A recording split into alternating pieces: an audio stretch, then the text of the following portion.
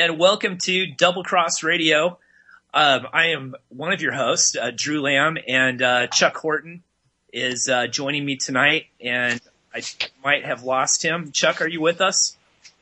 I am here, barely. Okay. I just got on. We weren't quite as prepared as we should have been. Boy Scout training failing me there.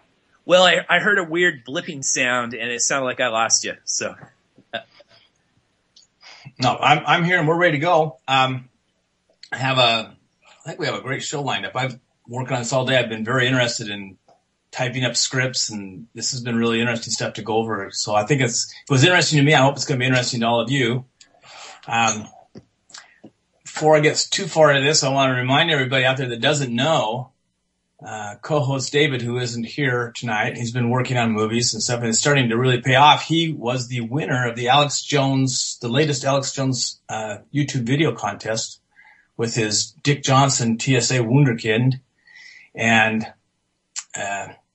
congratulations to David. Guys, this is really awesome that he's kind of zeroed in on this accomplishment. This is really a tremendous deal for him. It's $10,000 prize. That's not hay. So good. And then he's also continuing to get real heavy traffic on his YouTube channel, and I think he's starting to produce some income there. So we may not have David on the air very much from now on, except to tell us when something new is coming down the pipe. But that's okay. He is really doing great work, and we're so happy for him. And just hope he can keep this up, and he's on a roll right now. And if you haven't seen that YouTube video, you should. It's very funny. It's very entertaining. My wife even liked it. And to her, this political humor is a little bit out there for her. So the fact that she likes it's a real good sign. And just hoping the rest of you will also enjoy it if you haven't already. And if you're listening to this on a podcast, just to remind you that every show that we do is stored on a streaming podcast where you can call it up, or you can listen to it actually almost minutes after this show is over. You can start listening to the show, and if you're listening to it in that manner, or the day later, or over the weekend or something while you're washing the car on Sunday, take a break and go watch that video on YouTube, on the Buck the System YouTube channel, Dick Johnson TSA Wunderkind, and it is worth your 7 minutes of time to watch that. It's very clever, very well done, and I am very happy to have had a small, tiny, minuscule part in encouraging David to do that with kind of a plot idea, and he just took it and ran and made a great, much better than I would have ever done or could have imagined, and he's really a creative genius.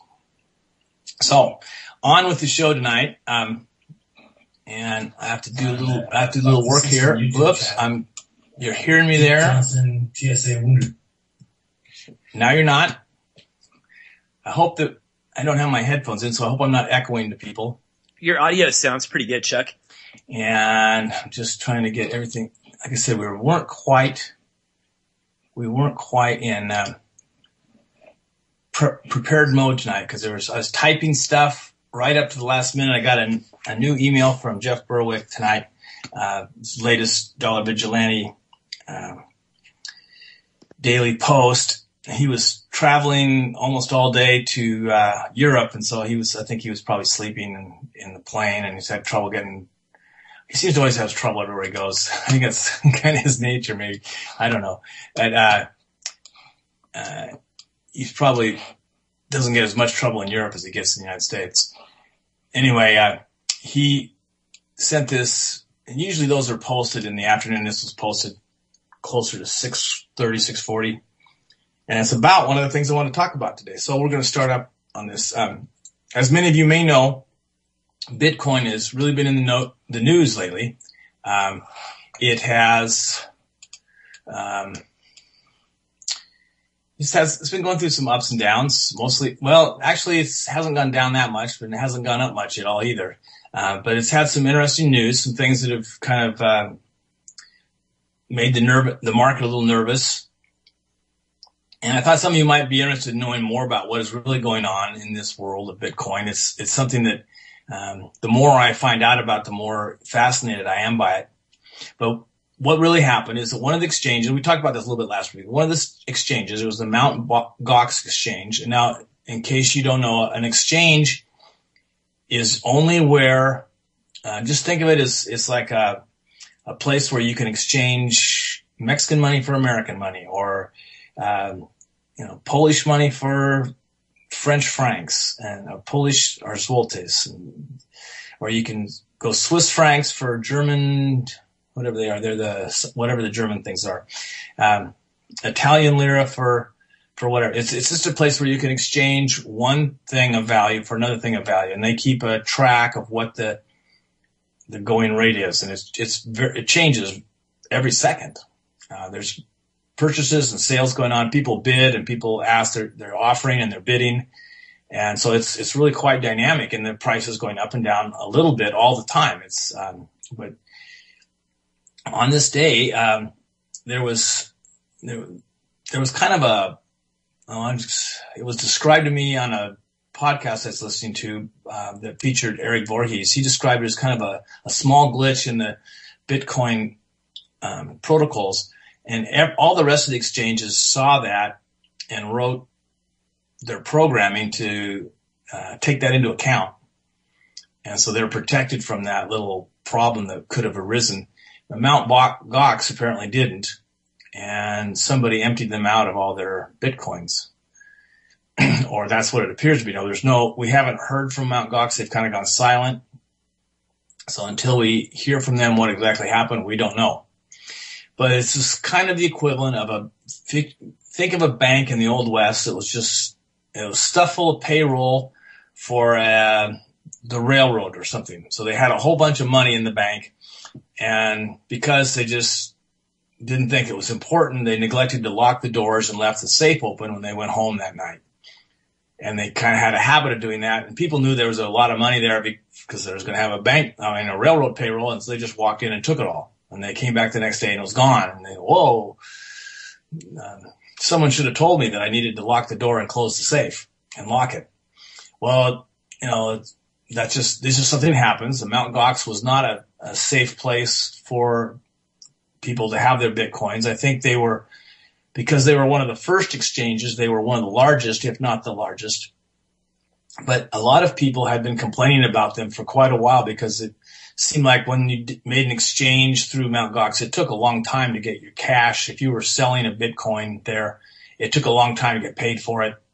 And, some of that can be explained by the fact that it had to go through a bank, and the banks are kind of notoriously slow and expensive. But, and then Mt. Gox's banks in the United States were being closed down. So they couldn't just pay you out of that bank and transfer it into your account from there. They had to do it through another bank, which would charge them money, which was getting to be a hassle, I think. I don't know exactly all this. I'm kind of speculating a little bit here, but they were having problems other than this. And quite a few people had, they had alerted people of these problems and said that they kind of would advise people to use other exchanges. Last summer we had Sam Price on, and we hope to have him back on soon again because he knows a lot more about this than I do. But because I'm interested in starting a Bitcoin wallet of my own, I asked him what exchange he recommended, and it wasn't Mt. Gox, I'll tell you that. He said there's a lot of good ones out there, but this one and this one and this one are ones that I like. You can go and check them out and see which one you feel more comfortable with, and ask me any questions you want. I'll help you out. So, but Mt. Gox wasn't one of the ones he suggested. And so when this happened and Mt. Gox announced that they'd been hacked and lost some money, for a few minutes, I don't know, maybe an hour, the price just dropped like a rock almost to nothing. And then it started coming back right away. Mt. Gox suspended trading. And I don't know if they lost all the stuff they had, but in that time when it dropped, I think they were trying to, they were taking all the cash they could to try and maybe, trying to get cash that they could because they knew they were going to be in trouble, and they were trying just to dump whatever Bitcoins they had left to cash them out. And I don't know, maybe that isn't what happened. But anyway, shortly after they stopped all their exchanges, the price jumped back up, and it kind of stabilized, and it had another brief period when they made another public announcement of problem. Then it had another brief drop, and it dropped down to about 400 something. And then this website that I generally respect him. It's Michael Snyder on the Economic Collapse website, and he usually has a lot of good information and a lot of good statistics. But I'm kind of thinking that I'm going to maybe not rely on his information quite so much anymore, because the stuff that I knew about this Bitcoin thing told me that he was cherry picking all the negative stuff and leaving out the reality, what really happened. He just doesn't like Bitcoin, he's against it. And so I'm kind of questioning now a lot of the other stuff that he seems to bring on into his page. I may not be sharing so many of his columns on our Facebook page anymore because this was really questionable, some of the stuff he said. He didn't say anything that was false. He just left out a lot of stuff that would give people a better picture of what was really going on. So after it had been around this 400 level, it came right back up. And now I think the last trade that I had seen, this was yesterday, was pretty close to $600, which is down from its high of earlier this year. Well, late last year it was around 1,200. But if you go back to last September, it was trading just a little over $100. So this is still way, and this has been from September, October, November, December, January, February, 6 months. It's still trading at 5 to 6 times what it was trading at, 6 months ago. And it's still, the trend is still up. And short term, it has dropped a little bit and lost maybe 50% of its value from its peak. I think the peak at 1,200 was probably not the real peak. The peak was around 1,000. That was the true top. And so it's lost maybe 40% of its value in that time, but I think it's going right back up to that 1,000, and this time it's going to go right through it. This is showing a lot of strength.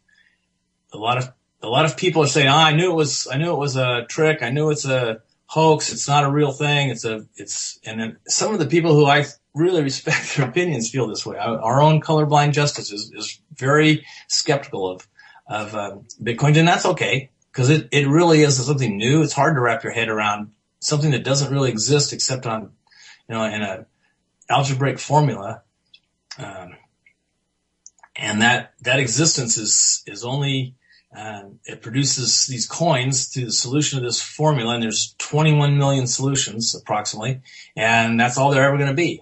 And that's and they say, well, but it doesn't really exist. There's nothing backing it up, and it doesn't have to be. That's what they can't understand, because with gold, you have a piece of gold there, and you can hold it in your hand, and that's a little bit easier to understand. Plus, we've just kind of grown up knowing how scarce gold really is, but you haven't seen scarcity at all until you realize that there's only going to be 21 million Bitcoins ever. That is scarcity. In a world with 7 billion people, that is scarcity. And Bitcoin is going to be worth a lot more than $1,000. It's going to be worth a lot more than $10,000. It's going to be worth a lot more than $100,000 when it finally settles down.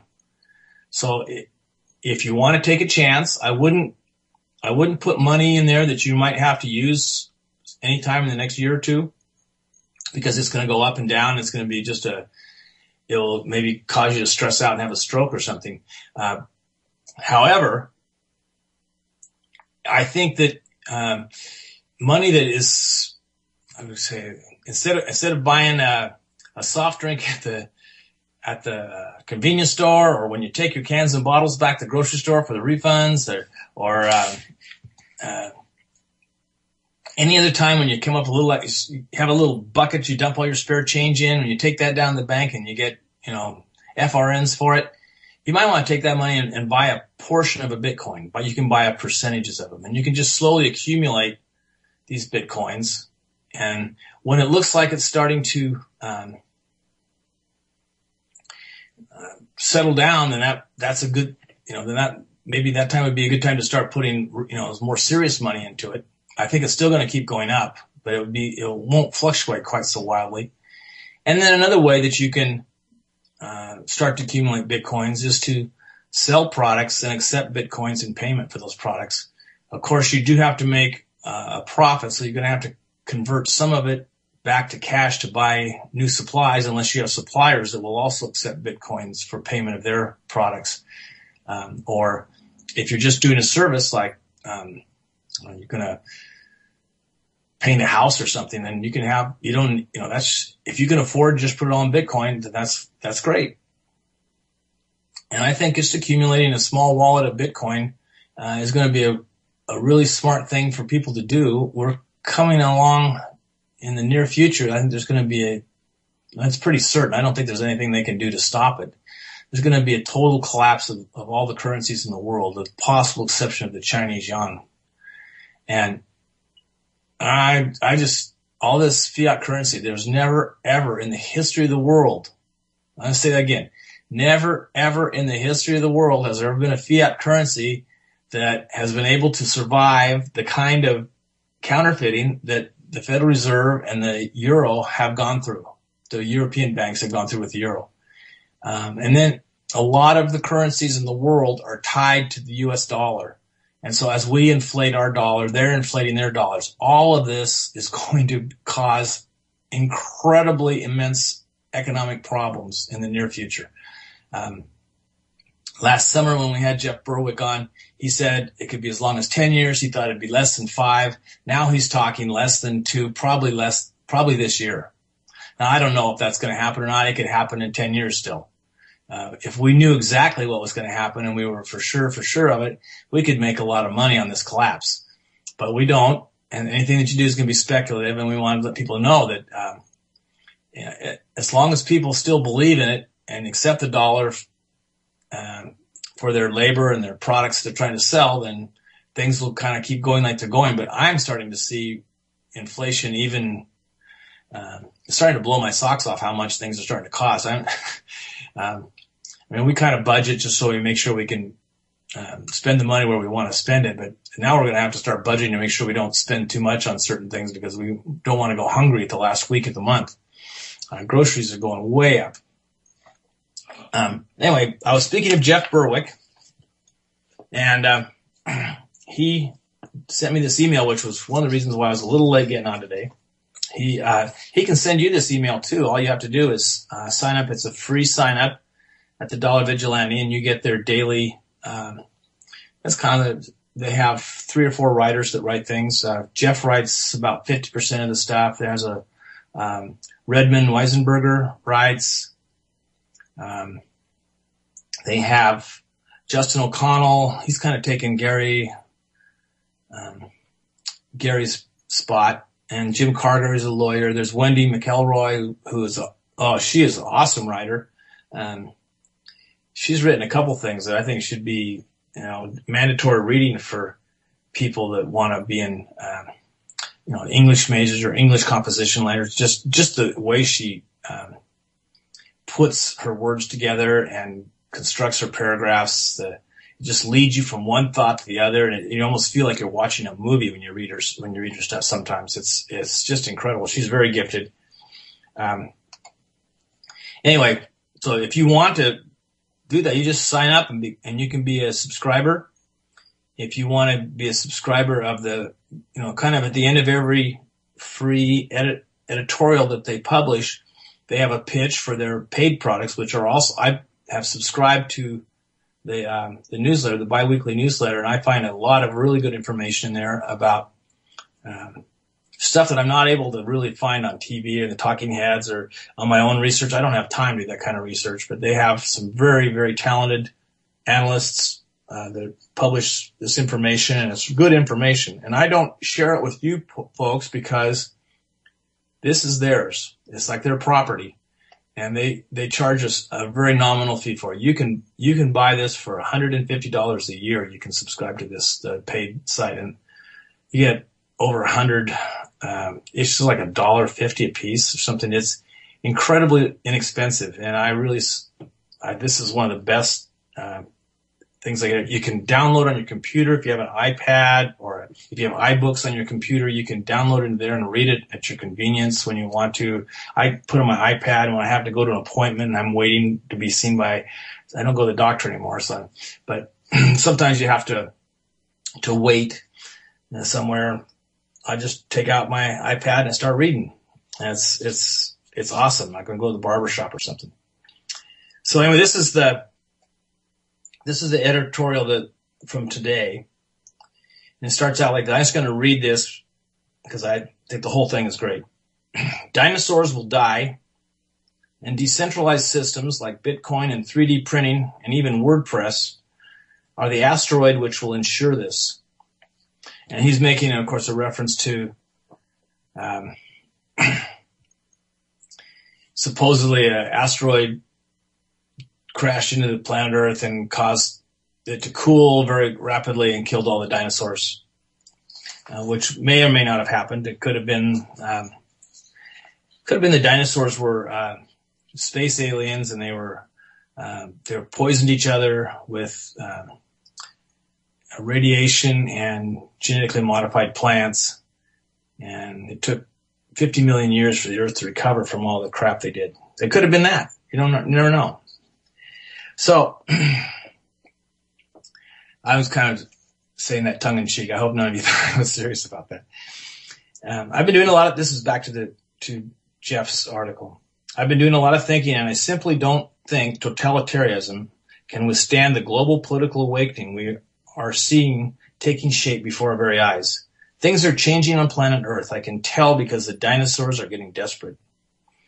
The United States as a whole looks a lot to me like the German Democratic Republic. That's East Germany.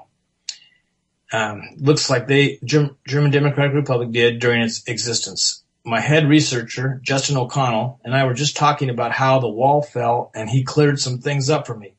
I wasn't 100% sure about. He will be writing on an article on that in the coming week.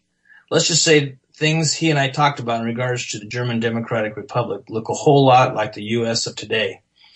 The GDR and the U.S. constantly looks bad in the world media. It also looks a bit behind the times. And its politicians make or try to make similar totalitarian decrees as the former German Democratic Republic counterparts. When I read that Senator Joe Manchin, a Democrat from West Virginia, and it doesn't really matter the Democrat or Republican, he's probably one of the better Democrats, but still he's a statist. So he called for a ban on Bitcoin. Now, Jeff's continuing here. I laughed out loud. Obviously, this guy has no idea what he is talking about, and obviously he has a deep psychological issues which force him to want to control things. I can't wait until he learns that you can print a gun using 3D printing. He wrote a letter, or likely an assistant wrote a letter. Maybe it took a few assistants and Manchin to write the letter, since we all know the state of U.S. public education. Anyway, he addressed it to the Treasury, Federal Reserve, and multiple financial regulatory agencies, saying that Bitcoin and digital currencies are disruptive to our economy. If he had to direct this anywhere, he should really have directed this at Congress, since that is where the power is supposed to be in Washington, D.C.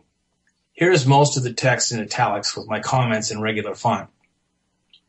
Dear Secretary Lew, Chairman Yellen, Commissioner Curry, Acting Chairman Wetjen, Chairman Grunberg, and Chairwoman White. I write today to express my concerns about Bitcoin. This virtual currency is currently unregulated. False. Already mentioned has stated something false. Bitcoin is regulated. What else could one deduce from a criminal charges being brought against Charlie Sherm, Mt. Gox, and dead pirate Roberts? High-profile cases have been solved, making public agencies look good. The Fed should be celebrating the success they've had in bringing computer nerds to justice. Bitcoin is value, and when is it transacted, it is subject to basically all the same taxes and laws as real money, just like gold and silver. You don't pay any taxes on the gains until you sell the Bitcoins for fiat. His letter continues. Okay, now I would also add on this that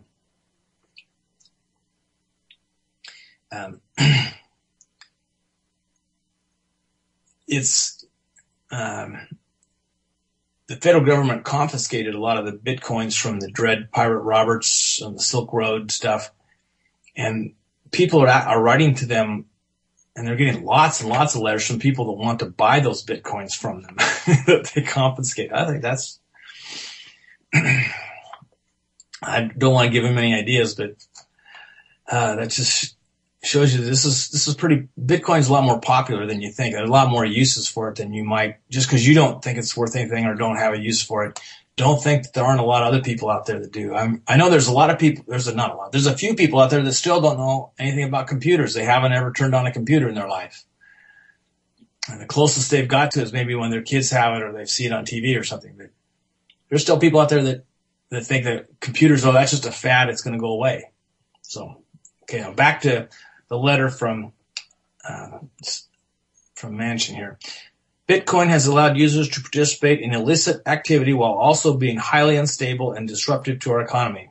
This, now back to Jeff Berwick. False. We've heard the excuse me. My tongue is getting too fast for my teeth. We've heard the illicit activity spiel before. Bitcoin is less anonymous than cash. Further, Bitcoin has not disrupted the U.S. economy one bit. The entire Bitcoin market has just reached more than 14.5 billion in market cap. The Federal Reserve prints out of thin air 85 billion and invested that into the pockets of banksters and warmongers. That is disruptive to an economy. And he continues some more. This is back to the letter now again, Manchin. For reasons outlined below, I urge regulators to take appropriate action to limit the abilities of this highly unstable currency. And then back to Jeff Berwick. False. Bitcoin is not a currency. This is a highly subjective disposition on what Bitcoin is. Bitcoin is technology. Decentralized digital currencies go beyond our historic understanding of what money is. Okay, Senator Manchin. By way of background, Bitcoin is a cryptocurrency that has gained notoriety in recent months due to the rising exchange value in relation to illegal transactions. Each Bitcoin is defined by a public address and a private key. Thus, Bitcoin is not only a token of value, but also a method of transferring that value. It means that Bitcoin provides a unique digital fingerprint which allows for anonymous and irreversible transactions. That sounds pretty good to me. False. Oh, darn. Back to Jeff Berwick. Again, Bitcoin does not allow for anonymous transactions like cash does. And what the heck is a digital fingerprint? If Bitcoin is so anonymous, doesn't a fingerprint make something not anonymous? As our very own Jim Carter says, Bitcoin has built-in FACTA controls, meaning that it is not really that anonymous nor that hard for agencies like national security agencies, etc., to detect. But please continue, Senator Manchin, with your half-assed truths. Okay, back to the senator's letter. The very features that make Bitcoin attractive to some also attract criminals who are able to disguise their actions from law enforcement. Due to Bitcoin's anonymity, the virtual market has been extremely susceptible to hackers and scam artists stealing millions from Bitcoin users. Anonymity, combined with Bitcoin's ability to finalize transactions quickly, makes it very difficult, if not impossible, to reverse fraudulent transactions. Well... Hey, Chuck, we have a caller on. I'm going to patch him in. Berwick's comments. I want to also add my own things. I wish that Senator Manchin would be just even 10% as upset about the money laundering that's going on with the banks like HSBC and Wells Fargo. I think it was Wells Fargo, Wachovia or something. Several of these banks are laundering drug money, billions and billions of dollars a month. And they've been caught, they've been fined, and they're still doing it.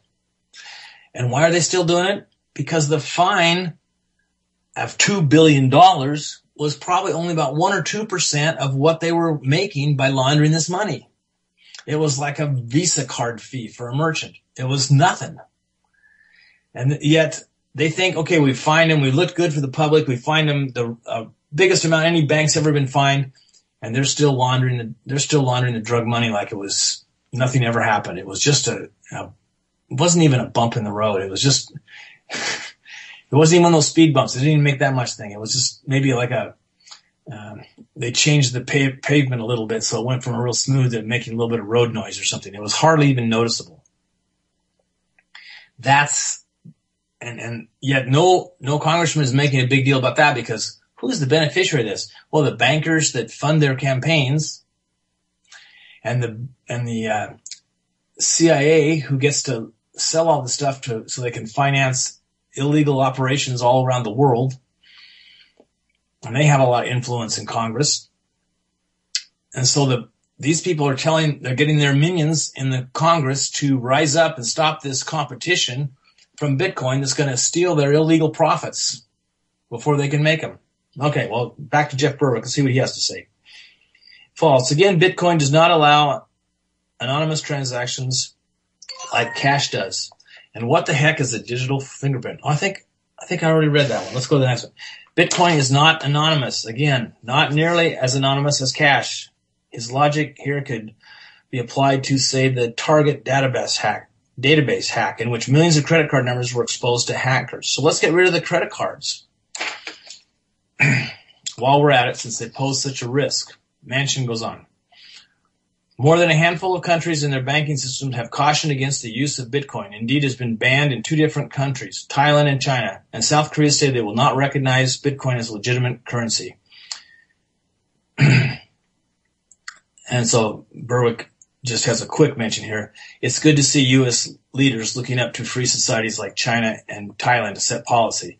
And my own comment here is that China and Thailand did not ban Bitcoin. China told their banks that they could not be engaged in Bitcoin speculation because they thought it was not good, prudent banking operation. So they couldn't speculate, but it is still available for the citizens of China and the individual bankers on their own as individuals to purchase Bitcoins if they wish to. And if you just go to liveleak.com, and I would wait till a little later tonight, you will see about 97% of the Bitcoin transactions occurring in the world occurring through China. So that's pretty much proof that Bitcoin has not been banned in China.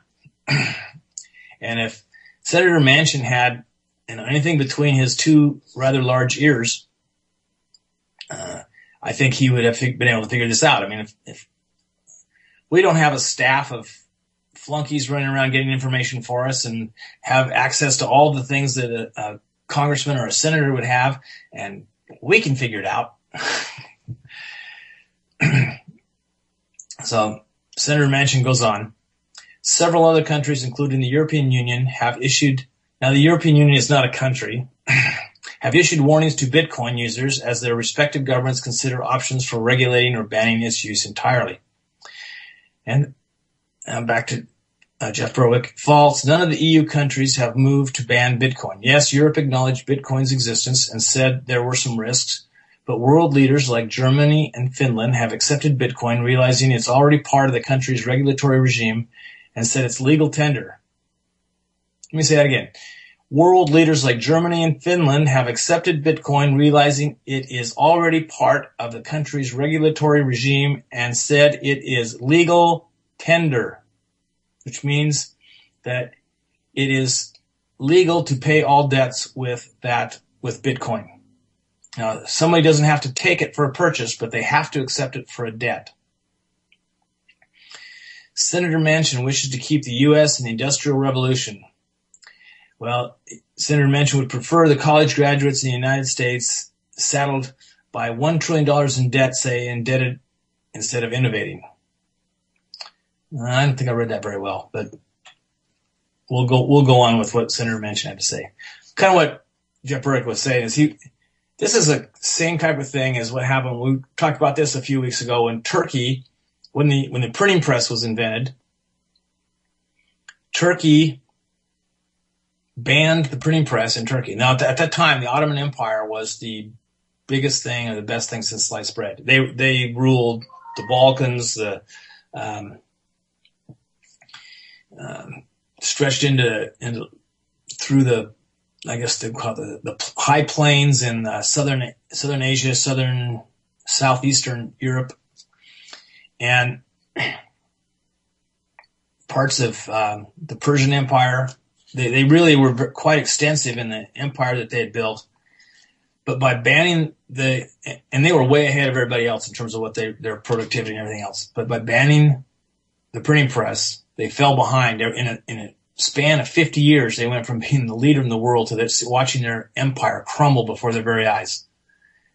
And in less than, probably a little over 400 years, they were back within the confines of their traditional boundaries of Turkey. So they went from being the largest, greatest empire. It had exceeded what was the boundaries of the Roman Empire. And it actually overlapped a large part of the Roman Empire, the eastern part of the Roman Empire. And in 400 years, they were gone. So, and that's just because they turned their back on technology. So it says that that's what Burke was talking about. Back to Manchin's letter. Well, it's disappointing that the world leader and epicenter of banking industry will only follow suit instead of making policy. It's high time the United States heed our allies' warnings. And again, once again, this is a false statement. Back to Jeff Berwick. Okay, this guy really doesn't know what he's talking about. The United States has been a world leader in imprisoning Bitcoiners. Nowhere in the world are Bitcoiners less free than in the United States. Moreover, the U.S. allies have not come out against Bitcoin, nor have they come anywhere as close as the U.S. to banning it. Back to Senator Manchin. I'm most concerned that as Bitcoin is inevitably banned in other countries, Americans will be left holding the bag on a valueless currency. Now back to Mr. Berwick. Although I don't belong to any tax farmer, Manchin, I know lots of U.S.-based Bitcoiners, and what's likely is they are more suited for the future than you are. They can handle their own finances. Many of them have way more money than you, aside from kickbacks you may receive. All it takes is simple due diligence on the behalf of one of your cattle for them to protect themselves from making a mistake in the Bitcoin ecosystem, such as banking at a failing company like Mt. Gox. You're stuck in the past. Many of us have moved onto the future. I'd implore you to move on into it as well, but something tells me it's too late for you. And back to Senator Manchin. Our foreign correspondents have already understood the wide range of problems, even with Bitcoin's legitimate uses, from its significant price fluctuations to its deflationary nature. Deflationary nature? This guy is really stepping in it. Back to Mr. Berwick. What foreign counterparts, Mr. Manchin? Are you really still talking about China and Thailand? Because the U.S.'s closest allies like Germany and Canada have not been nearly as draconian towards Bitcoin as the United States. Even the United Kingdom has been more open to Bitcoin than the United States. These countries are not scaring businesses and talent away. You are limiting economic opportunities for an American people that has been fleeced since 2008 banking crisis. People like you are the problem. Back to Senator Manchin. There is no doubt average American consumers stand to lose by transacting in Bitcoin. Back to Mr. Berwick. The majority of U.S. Bitcoiners, Mr. Manchin, have won by using Bitcoin, except for those thrown in cages by busybody regulators. You're ignoring reality. Luckily, I wasn't the only one to notice Manchin's ignorance when Yellen stated a day after Manchin letter on Bitcoin that Federal Reserve had no authority to regulate Bitcoin. She said Congress should look into it. The Bitcoin Foundation wrote an understanding letter to the senator, perhaps too understanding, but I understand why they put it the way they did. Ultimately, there is one thing to take away from Manchin in the letter. Uncreative control freaks are in control of governments. That's true. This means the only way to truly protect yourself is not through Bitcoin, but via diversifications into various assets. And he talks about, this is coming the services that they provide at the Dollar Vigilante. So now we get into at the end of this, at the end of everything, they have a little infomercial. But in the comments, Derek Yaza, and this was only, when did I print this out? This was at 6:40, so that was, just almost as soon as it got on the pages, Derek had also made a comment. Also, as someone who lives in Thailand, and it is generally much more free than America, save for a few pesky things like majesty law. And by the way, Bitcoin is not banned in Thailand either. So neither China or Thailand have banned Bitcoin. It's just Senator Manchin talking through his hat. So we're going to be able to take some calls tonight. If any of you want to call in and talk about Bitcoin a little bit, I'm sorry to read a letter to you as poorly as I did. Chuck, I thought it just kind of came in at the last minute, and I thought it was worth reading to you, and I hope that If you didn't understand it, you know where to go to read it again yourself. I thought it was also kind of humorous. Hey, Chuck, can you hear me? It just showed the total ignorance of people that we've elected to lead us. This guy has no clue as to what's going on, and he's one of the people that's in one of the 535 people, the tiny dot, as Larkin Rose says, that is controlling 350 million people. And it just doesn't make any sense. He's a couple of, he's a couple floors short of a skyscraper. That's not really a very good slam. I'll think of some better ones. You guys in chat, think of some good slams to describe the ignorance of Senator Manchin. Of course, some of you may agree with him that Bitcoin is trouble and we should stay away from it. So I'd like anyone who wants to call in. I'm by no means an expert, and Drew's mic won't work. Chuck, can you hear me? Maybe I did something to shut him out. Can you hear me? Technical difficulties, but I will just keep talking because that's one thing that I seem to be able to do. My may or may not be able to take a phone call. But let's see. I'm going to pause for a second here and see if I can. Chuck, can you hear me? Get to. Can you hear me? Our chat room a little bit here.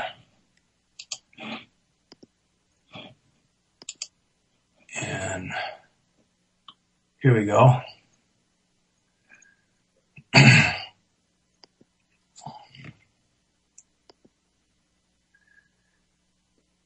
Okay, now there are people here who I know they don't agree that Bitcoin is real money, and there's nothing about making it. There you go, Senator. A few bullets short of a full magazine. There you go. Thank you, Free the Speeches. But Senator Manchin. You guys can hear Drew? Let's test my mic out. Great. Can you guys hear me? You can hear me. Okay. Well, that's really weird that you guys can hear me, but Chuck can't. Some of you can hear Drew. You can hear me. Okay. I'll see.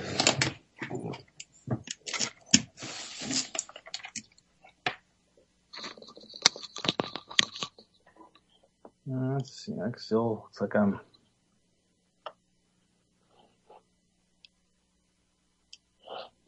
This is what happens when we have to do all the engineering too.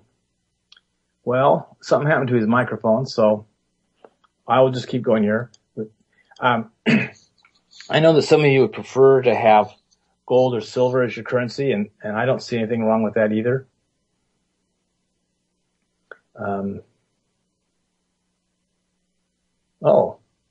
You guys can hear both. I'm the only one that can't. I'm the only one that can't hear Drew. Great. Okay.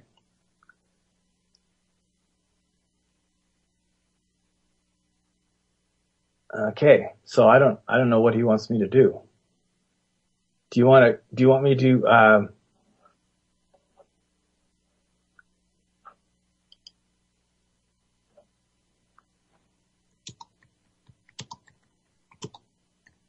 yes, I have my headphones on.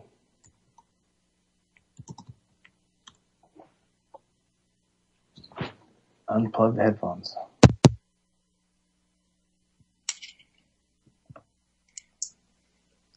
Okay, can you hear me now? I can hear you now. Oh, crying out loud. Oh my gosh. Okay. Desert is going to call in and pick a fight with us. So, Desert, call in right now and tell us why we suck, why we're lame talk show hosts, when we have like the raddest internet Skype technology ever, and why we suck because we want to use Bitcoin to trade instead of fiat currencies and Federal Reserve notes. Call in right now. Tell us how much we suck. Fight with us. We're here. We're not fighters, we're lovers, but that's okay. We'll still argue with you. Anyways, We'll do it at no extra charge too. And I'm just kidding around. I love Desert. Desert's my friend. And I'd like to shout out to our other friends, Colorblind Justice, Dalnick, Free the Speech, Jimmy, Hecty, Joe, Salty Old Dog, and it looks like Mike is back. Cool. Iota has been in there. Iota. And we have a bunch of anonymous listeners right now. Anyway, Desert, if you're having problems calling in, let me know. Oh, there you are. Gonna patch you in right now. Welcome to Double Cross Radio. We are live. Hey, you guys. This is Desert Hawk. Desert Hawk. Welcome to the show. Yeah. David and Chuck, huh? Drew and Chuck. David's not with us tonight. Okay. Now, why are you guys pushing Bitcoin? Well, we are always, I'll let Chuck speak next, but we are always looking for alternative means of trade, and anything that is decentralized and not a part of the Federal Reserve System is something that we support. Now, okay, I'm with you. I'm with you on that. Problem is, Bitcoin is not decentralized. It cannot be decentralized. By its very nature, it cannot be decentralized. Tell that to Chairman Yellen. She says it's... Who's Chairman Yellen? What? She's part of the Federal Reserve, isn't she? Yeah, she says that you can't regulate Bitcoin because it's decentralized. She said that today. Oh, and she's going to tell the truth? Well, she has no authority to regulate it anyway, but... I'm talking about real-life mechanics and physics of things. I'm not an expert at algebra. Granted, I do not know algebra that well, but I don't understand why is this being pushed. Well, it is I want to argue with your first point. It is decentralized in that once the coins have been, and they're not coins. They're not coins. Back up. Think about what you're saying. They're not coins. Coin is something you can hold in your hand. What are you're talking about microchip data that's stuck on some kind of little USB card thing that looks like a coin. Once that has been created, and one of my sons is a Bitcoin miner, and he has a machine that solves the equation. I'll explain how this works. It solves the equation, and every time he solves the equation, I know how it works. I basically know how it works. I used to program computers when I was in 8th grade. Yeah, I know what's going on here. Why are you pushing Bitcoin? We think because we stand to make a killing. Buy more Bitcoin, Desert. Make it go up. Come on, man. You're messing us up. Okay. Here's the problem I got with Bitcoin. It's a technology. Granted, it's a technology. It's an obvious technology into the future of some sort, some way. It can be used. Okay. Problem is, it's bypassing or skipping all kinds of other technologies. Number one, alternative energy. Number two, anti-gravity. Okay? I mean, I've been sitting here on and off for 20 years trying to push alternative energy, and now all of a sudden, oh my God, here comes Bitcoin. Well, let's talk about means of trade for a moment. I think we could all agree that we'd like to be out of the Federal Reserve System. Okay, how are you going to do that? Well, that's what I'm talking about. Do you agree with me on that? Well, I would also check one thing. That's a loaded question. Well, answer it. Technically, that's a loaded question. I mean, are you happy to because the Federal Reserve? No, the Federal Reserve System is based on force. Yes, that's one of the. Okay, so it's a loaded question. Well, do you like dealing in Federal Reserve notes? Do you think that's sound money? Well, obviously, no. I do not agree with the Federal Reserve System. So we're always looking at alternatives. Next show, I think we're going to be talking about something called the ARM. Actually, it's going to be in 2 weeks, I think. Okay, which is another alternative currency, but you might like this one better, and we're going to devote a lot of time to it. I'm very interested in this, but it's like it's like gold and paper currency, and it actually has gold in it. and I love it because it has the amount of gold in it that it's denominated at, so you can. But I think you pay a small processing fee involved in it, but yeah, you can burn it at a low temperature, and all the stuff that the mylar that surrounds it and keeps it from being rubbed off. But it actually has gold in it. Yeah, and you'll be left with a 10th gram of gold. Yeah, that sounds cool. Yeah, it is cool, but we will, Desert, what I'm saying is that we're not just harping on Bitcoin, we're harping on alternative currencies, alternative to Federal Reserve notes. And there's another reason too. When you get done, I have something else to say. Well, okay, so what I wanted to get into here, and then we'll let Desert talk some more too, is that, like, I buy things online all the time, and I'm of course I'm either using my PayPal account or credit cards, and so it's all digital stuff too, and so Bitcoin is just another thing that's there, and I own businesses, and the banks are always screwing me over with all these fees and things and regulations. I tried to set up a company a few years ago just to sell ammo and magazines, and I set up a PayPal account, and as soon as PayPal found out what I wanted to do, they froze my account because I was not in compliance with their terms. Well, hell yeah, they're going to freeze it because you're not going along with the program. Right. So we're always looking for alternatives to dealing with the banksters, and especially anything that could be decentralized, anything that can be structured in a way. I mean, we did one show where we talked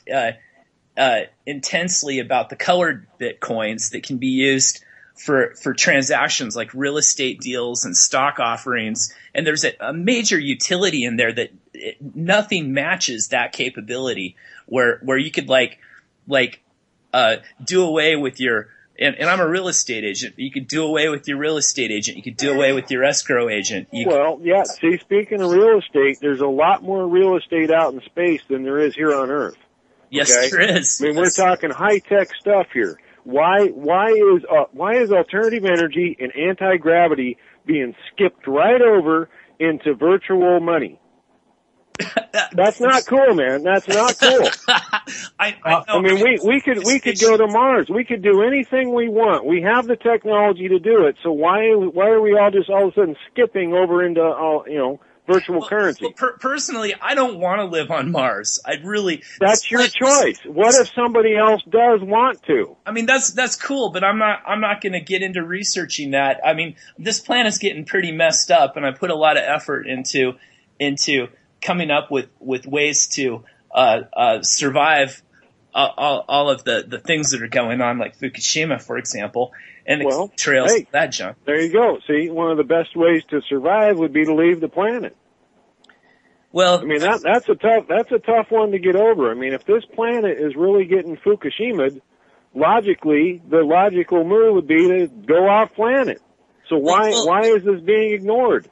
Well, I think that I think the elites are planning to do this. I think that's all part of the transhumanist movement there, Okay. And to go ahead. Merge your consciousness with a computer, and you could have you could be like one of those Battlestar Galactica, spaceship droid things with your consciousness uploaded there. Well, I don't want to necessarily become one of those. You could be a Cylon. Battlestar Galactica did have spaceships. They had big spaceships. Well, they had the Cylons that were conscious. And the Cylons were not friendly, and they were dangerous, at least in the show. But you could be a Cylon. You could have like a Cylon-like spaceship body, and fly around. Okay, yeah, but see, that connects to your virtual currency.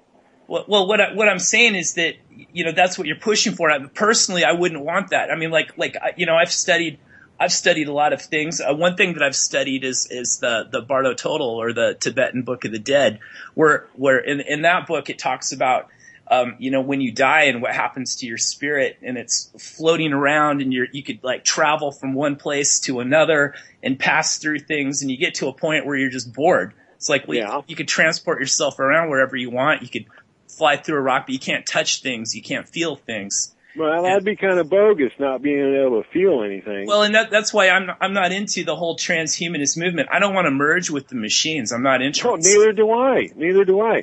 I'm going to jump off here, but you guys really should check out the original Apollo liftoffs, the original Apollo stuff. I mean, regardless of whether or not we went to the moon, I mean, those things were pretty cool. Those were actually real. They're actually big. I mean, like super duper big rockets. We actually built them. Right. That's all I'm saying for now. I mean, I've been drinking. I've been drinking here. I've been listening, but there's something about this Bitcoin. It seems like it's going too fast, too soon or something. But I'm going to jump off. Your point is noted, and I just want to say that I appreciate your calling in, and I love hanging out with you in the chat. And, okay. You know, I get points. I think those are all things that people should consider. And I think I have one more thing I want to bring up, and we kind of touched on it briefly. The Federal Reserve System is going to collapse whether we want it to or not, whether we try and save it or not. There's no way to stop this collapse of this currency. It's going to happen. I don't know when, but it's going to happen. And we're going to be forced into something else for a currency. And if we adopt another fiat currency, we'll just be jumping right back into the same cooking pot that we just got, spilled out of. I don't know if Bitcoin is going to be the thing that emerges in the future, but as long as you don't have a government saying you have to use Bitcoin or a government saying you can't use Bitcoin, then it's a free market and people will use it if they want to. And there's a lot of good reasons to use it. And we say that there's also a lot of good reasons to have gold and silver. Those are traditional money. They've been money for over 6,000 years, and they've always been money, and they always have had value and purchasing power. They're,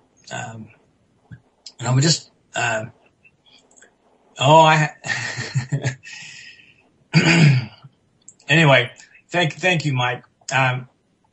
I get distracted when I look at the chat. I have to look away from it. I'd just like to thank Desert too for for a minute there making me feel like I was John B. Wells. Well, those are all really good points that he made. And it's going to be for everybody and for every reason. It's going to. I mean, hey man, we're all in a roundabout way. We're all in this together. We got to stand and fight for what we believe in. That's I guess that's what I'm saying. So, you guys, I'm gonna jump off here because I'm not sure where to go with this. It's over my head in some ways, but I know what I'm trying to do. Yeah, and as I said, Bitcoin may not emerge. There's a lot of competing virtual currencies that have been developed. I accepted an invitation to a cryptocurrency chat room on Facebook, and oh man, there's got to be a dozen of them out there now. There's Litecoin, Dogecoin, Kittycoin, PandaCoin. There's a whole bunch of them. Anyway, all that being said, any one of those, or maybe the next one, could be superior to what Bitcoin offers. They could have better security, better. Okay, try this on. This is old school. Try some old school stuff here. We tell the machines what to do, not the other way around. I mean, that's a very basic concept there. Yeah. Yeah, I grew up on the robot series from Isaac Asimov and the Foundation trilogy and stuff. I'm into all that robot stuff and the machines and the robot rules, the commandments. They shall never harm a man. That's right. Yeah. Yeah, and all those things those are really things that have to be ingrained and programmed into machines. You can't ever have machines programmed to kill humans, or you'll never be able to stop them. And they will take control. With that thought, gentlemen, I'm going to jump off here. I'll catch you on the air, okay? Yeah, and funny you bring up anti-gravity. They are very well. I watched a program recently. I think it was aired a long time ago because it was on YouTube, and it looked like it was at least 20 years old. And the Area 51 crash site, whatever, the people that were witnessing these things, they're pretty sure that these the things that crashed there were running on anti-gravity foundations. Somehow they broke down and the gravity brought them into crash because they were very lightweight, almost like a weather balloon, Mylar type substance. In fact, that might have been where Mylar. What you're doing, you're mixing legends. You're mixing legends together. It could be, but you're mixing Roswell and Area 51 are two different things. Okay, Roswell and 51. But I think you can't do that. See, that's like mixing salt with sugar. It don't work. So I wasn't sure of all the details. I was kind of watching it while I was doing some other stuff, or listening to it while I was doing some other stuff. But it sounded to me like that they've been trying to reverse engineering the anti-gravity ever since that happened, and they're not making very fast progress. Yeah, like I said, I'm going to jump off here because it seems to be going off into different tangents. I just figure I'd make my contribution. So I'm going to catch you guys on the air, okay? Take it easy, Desert. Thanks for coming on. I will try. You too. Okay, good night. Yep, bye. Safe chat. And Iota's cracking me up because he says he's anti-gravity. That's that. I don't care who you are. That's funny, Iota. That's funny. That's you right there. I don't know. I got to get more exercise because I seem to be like very pro gravity right now. Yeah. And colorblind. I think that a lot of people are trying to explain Bitcoin through something that people are familiar with, like the monetary system. I don't think it's really aping the monetary system itself. I think just that's how it becomes explained. It's not really. Someone was telling me it was a fiat currency. I says it's not really fiat. It has some features of fiat in it. There's nothing behind it, but it's unlike fiat in that there's only 21 million Bitcoins will ever be produced. So you can't say that about any fiat currency that's ever existed, that they had a limited amount and that was it. And no government has ever been able to resist the temptation just to print and print and print. And eventually they all collapse. And we're either going into hyperinflation or a total currency collapse. And then the hyperinflation will lead us to a quote total currency collapse. It'll just happen. It'll be more severe and happen a little bit later. But anyway, I think this Bitcoin stuff is really fascinating. We're going to try and get Sam Price back on in about a month. And I would just say to colorblind, our Federal Reserve notes are not backed by anything either. And if the Federal Reserve had kept the money supply at a stable amount and not had as their goal to inflate at 3%, and now they're inflating at, I don't know what percent now, but if they had not had that as their goal to slowly inflate the currency, because they didn't really understand the concept of money at all. Chuck, if I could chime in for a minute, why does gold have intrinsic value?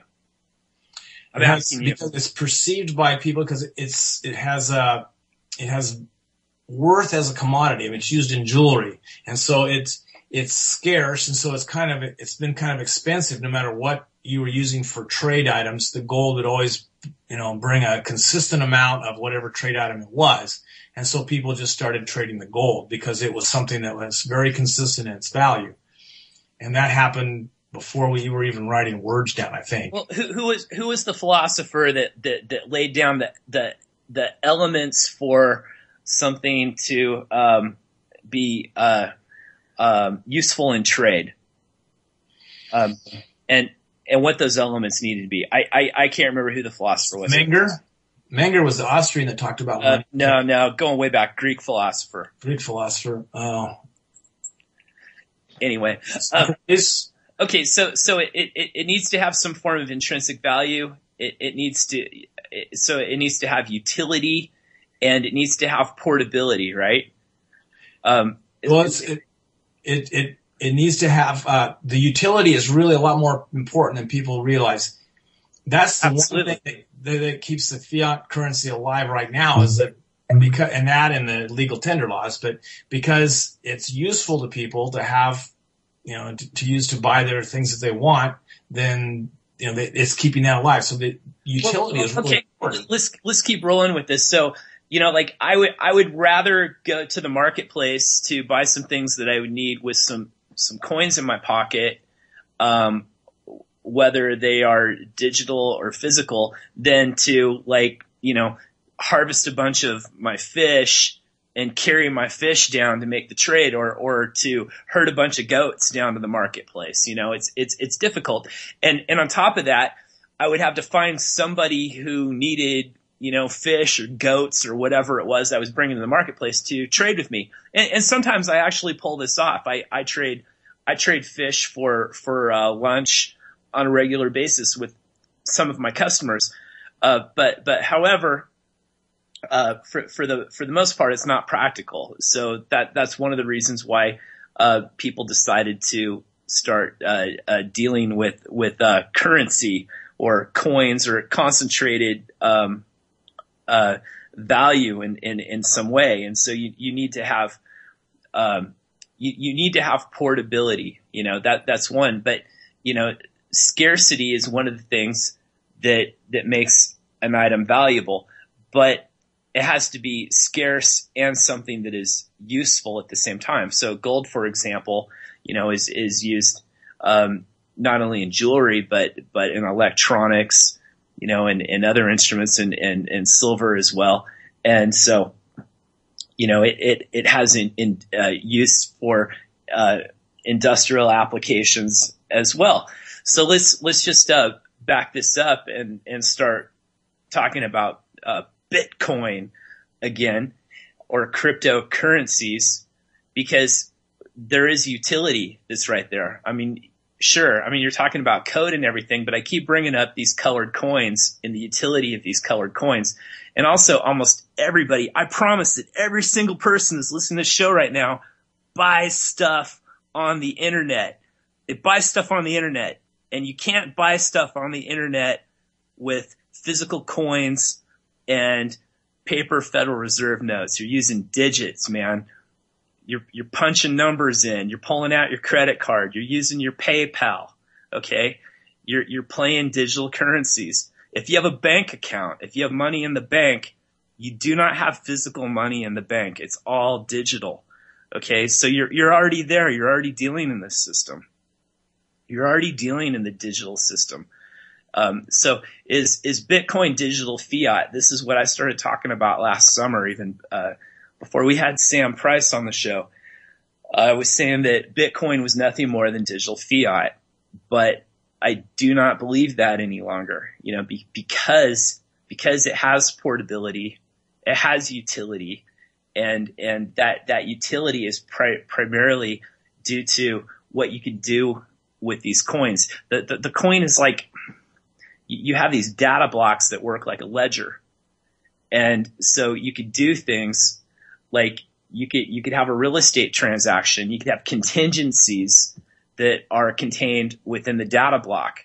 And you could put in a lot of the contingencies that would be put into your typical real estate deal. They'd be put into writing and would be handled by the escrow agent and the real estate broker to see to it those contingencies were met before property and money got transferred from person A to person B.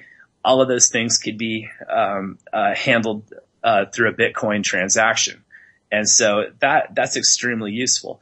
Now, one of the things that I don't like about Bitcoin is that I do believe that the grid is going to go down in the near future. And so that would render Bitcoins completely useless. So I say that Bitcoins are good for online transactions. If you are doing deals through the computer, it's good for that. I wouldn't invest in it. If you've got some money to speculate with, perhaps, you look at that. And I would look at other forms of alternative currencies as well. And like I said, we're going to be talking about the Arum in a few weeks too. So that's why we're getting into this Bitcoin thing, because it's outside of the banks. I'm tired of the banks charging my business, these fees, these discount fees, and all these merchant fees, and I get pages and pages and pages of printouts, and they have all these fees that are tied to the different cards and different things they have going on, and then they charge us because they get looted all the time, and so we have to they get ripped off. And so we have to pay extra to have, our systems tested to make sure that they're secure. And, it gets, increasingly irritating. And I've had my credit cards about once a year. It seems like there's some kind of a problem with one of my cards, and my bank cancels my card, but doesn't tell me. And then when I call them, they say that, somebody in France was going to pharmacies with my card and buying stuff, and I wasn't in France. And so anyways, these credit cards, which are, some form of digital currency too, are pretty lame when you think about it. They're insecure. They're controlled by the banks. They totally rip off the merchants, and are easy to hack. So, they're much less secure than Bitcoin. Yeah. So everybody that's listening to this show uses a computer. Everybody that's listening to the show, I dare somebody in the chat to prove to me that they absolutely never, ever, ever buy stuff online. I won't believe it. I just don't believe it. If you buy stuff online, you should be looking for alternatives, because you're basically using a bankster form of Bitcoin, already. The credit card, the old school credit card. It's so like 1980s, isn't it? Isn't it time? Except on the, it's more like a debit card that you use like a credit card, I think, because you can't spend more than you have. Well, you're talking about the Bitcoin. Yeah, you're not really getting credit. Sure, right. But still, here's one other thing, and I should have written this down. You were saying really good stuff, so I didn't want to interrupt you. I'll keep going. I'll figure it out. Well, I just, we're getting into this thing of intrinsic value. I got it again. Okay, go for it. As Jeff Berwick said in his letter, and I did such a crappy job of reading it, some of you may have missed it. Next time I print out something last minute, I print out in bigger type so I can see it better, because I'm older and my eyesight isn't that great. But he said this. He said, if you want to have a totally secure transaction where nobody knows what you've done, cash is still your best bet, if someone will accept it. So either gold, silver, or Federal Reserve notes, that's still going to be the safest, most secure transaction you can do with no one else knowing what's going on. But still, even knowing that, a lot of people still report to their business things they get paid in cash. That's something that no one else knows whether they got that money or not. You could say, I sold this to somebody at a great discount. I had a sale, and my cost of sales are way up because I had this big clearance sale, and you just really got paid in cash a lot, and you just pocketed it. You could do that. People could cheat like that. They don't. So this letter that the guy wrote, anyway, about the Bitcoin being, disrupting the economy is just total crap. It's because the Bitcoin is less transparent or is more transparent, than cash. And cash is still your last freedom, because that's still your last chance to do something that no one else knows what you've done except you and the person you did it with. It's a voluntary exchange with just exchanging money, and that's it. And Bitcoin is better than credit cards and everything else in that it's harder to figure out. But like Jeff Berwick said in the letter, the NSA knows what you're doing. And so I'm sure the IRS is going to be dialed into it pretty soon too. And it's going to leave a paper trail, and that's going to be it. I mean, that the blockchain is going to show what transactions transpired and to what, and you're going to have an IP address, and they'll know who's doing what. There's not going to be any way to hide this way, because it's still fairly small, and I also mean really small in terms of how much of our economy it is. It's not really worth their time and trouble to go after it, but they're figuring out that it's going to grow. They know that. And maybe it's growing a little bit faster than they're ready for, and that's why they're pushing the guys like Manchin out there to try and slow things down. And as it becomes more and more useful to people are going to use it more, but I think they will still be able to track your transactions at some point, and that'll be it. So if you really want to have a totally secure transaction, you should live in a place where they only trade in really solid currency like gold and silver. And so you have gold and silver coins, and you use those to trade for the things that you want. And that's how you run your economy. That would be the, my preferred way to do it. And at the way that gold and silver are priced right now, you could have some really small silver coins. And like that Arum that I saw this last Saturday, it was worth about $4.25. And it's a small denominator. It's like a $5 bill, but it's gold. And it's only 1/10 of a gram, which is, I don't know how many ounces that is. It's not very many. It's what percentage of an ounce it is. It's small. It'd only be about $4.25 worth. But it still is only, MEH made a good point here. You can't eat coins, and it's true. You can't eat Federal Reserve notes either, and you can't eat Bitcoins, and you can't eat anything that's used as money except maybe salt, which isn't used for money anymore because it's not in short supply anymore.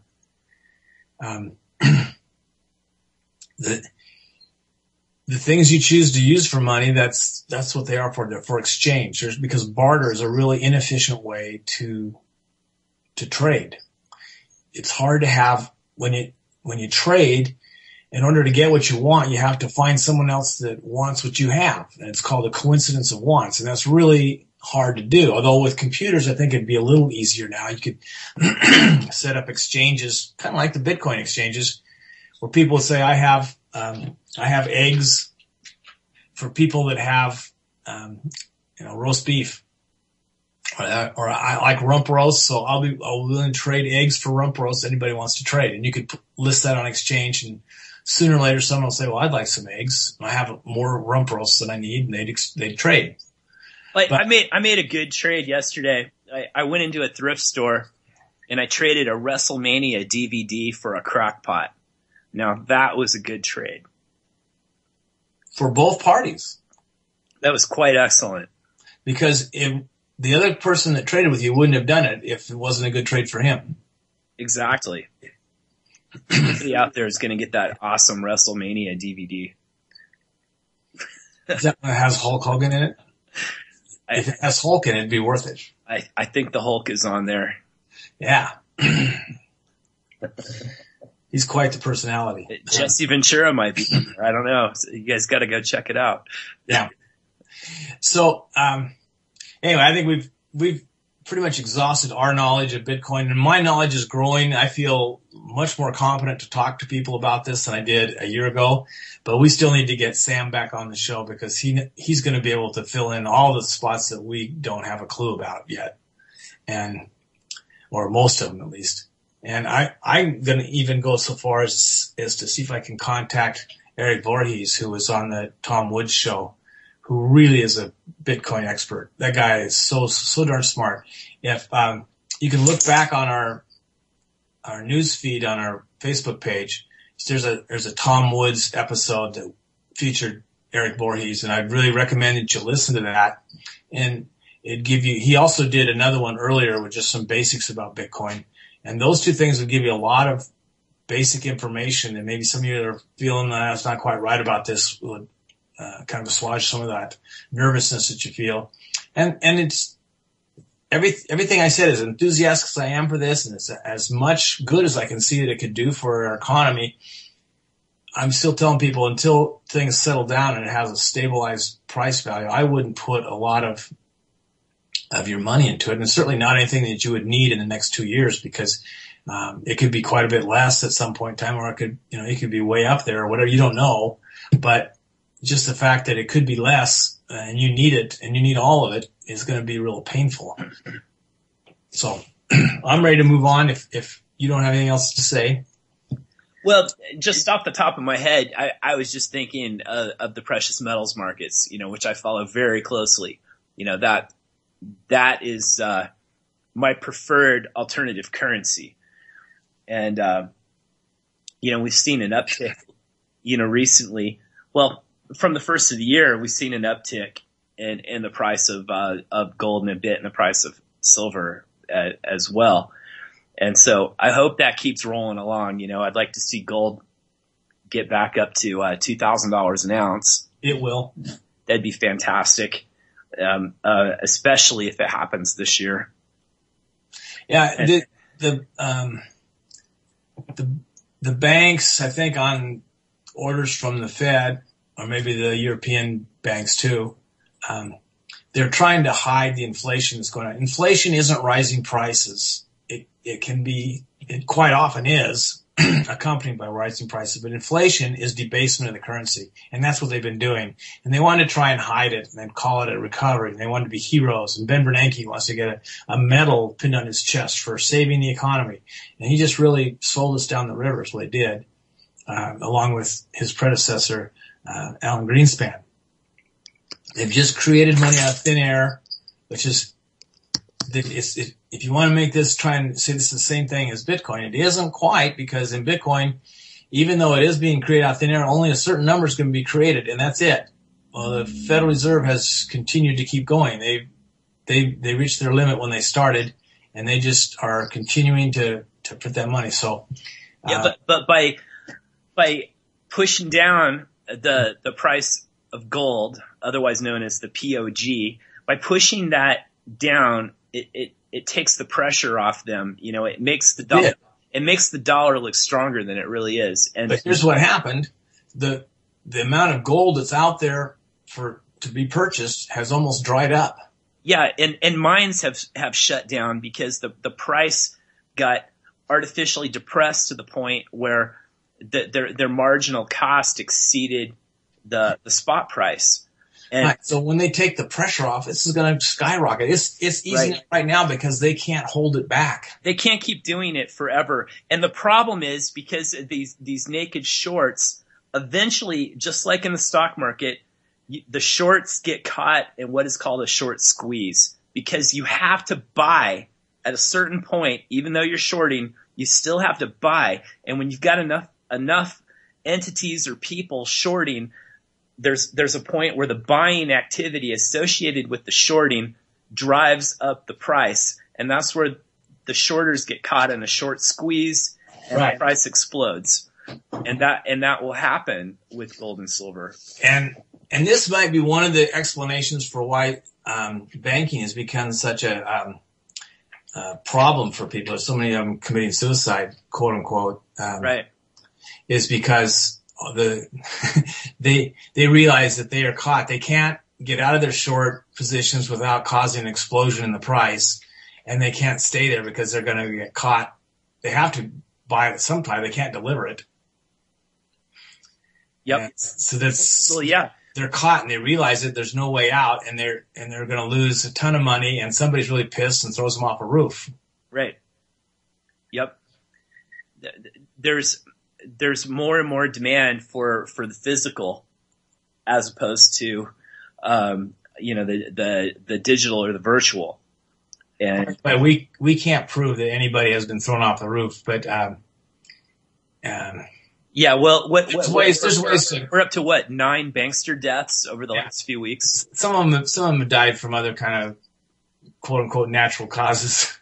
But there's ways to make people jump off a roof without throwing them off the roof. You can tell them, you can jump off the roof now, and we'll take care of your family. Right. Yeah. Stuff like that. It's very, that's how these people. It's very suspicious, and we've seen this kind of stuff before. Most recently, Black Monday in '87, and during the stock market crash, that led into the Great Depression. You saw the same type of thing going on, and we don't know if those were murders or suicides either. Mm-hmm. It's always been assumed that they were suicides. The people that are running this world, you think the tiny dot, the 535 people back in Washington D.C. is small compared to how many people they control. The people that run this world really are the international bankers. It's even a smaller dot. And those people are psychopathic, cold-blooded murderers. They have no problem offing anybody. it takes a certain kind of psychopathic person to be one of those people, and you don't live long in that society if you aren't one of them. They realize the people that have a conscience, and they weed them out very, very rapidly. Well, and we got into this with Fritz Springmeier earlier last year. It's been almost a year ago, talking about people that have been subjected to trauma-based mind control. Yeah. And they split their personalities, and you end up with psychopaths. Mm-hmm. And so you have people in positions of power and that have been groomed, Manchurian candidate types of people. Yeah. And it might be that they're not really mad at these people. They just can't afford to have them testify before Congress, or to have them spill the beans to a reporter or something like that. So they just say, well, you need to die. Or they're going to be scapegoated. Yeah. So they need to have someone to blame it on. They can't afford to have them give up the information that they know. So those things all seem to me to be very, reasonable. Mm-hmm. It's not life imitating a movie. I think movies are imitating that kind of life. That's how the system's played. There's someone in chat was saying earlier today that someone at CNN is saying that the Boston bombing never happened. It was just the FBI blew up something, murdered a citizen. They created the incident entirely. To get on CNN now, CNN is just ready to fold its tent. So, but I read that grasping at straws to get an audience. I don't know. I read that Fox News had said that the bombing never happened. Yeah, I mean, that's absurd. There were lots of videos out there just from bystanders that got. Well, they said that there was really an explosion, but it wasn't a bombing from.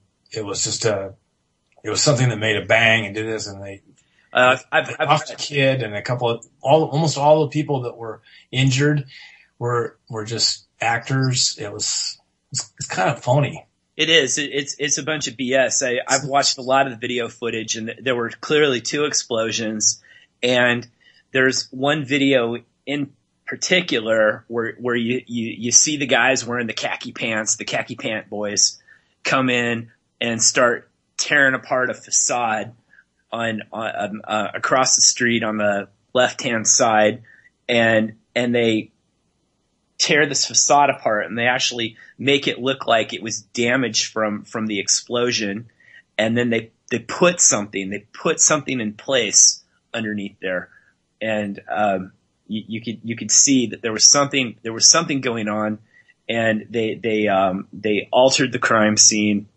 and made it look like something happened. They planted evidence, and just bystanders with camera phones caught it and put it up there. Got it out there on the internet. Mm-hmm. So it was clearly some kind of BS false flag type of a thing that went down. And the sad thing is that it gave the powers that should not be an excuse to really test things out to see how much Americans would really put up with. If they called martial law, could they send their stormtroopers into neighborhoods and demand to go through people's homes and even force people out of their homes so that they could go through their homes? And well, they can. We have a nation of sheep here, and people were chanting USA, USA, USA, while these stormtroopers are cruising through their neighborhoods and raiding their homes without warrants. It was completely insane. But you could see how spineless this nation is, yeah, or at least the folks in Boston. But I would imagine that there are lots of folks. I don't think that would have been quite so. It wouldn't have been quite so easy to do it in a more independent, individualistic society like Texas or even Siskiyou County. Boston is kind of a liberal stronghold. Those people are used to it. They're kind of believe in the state and they accept authority.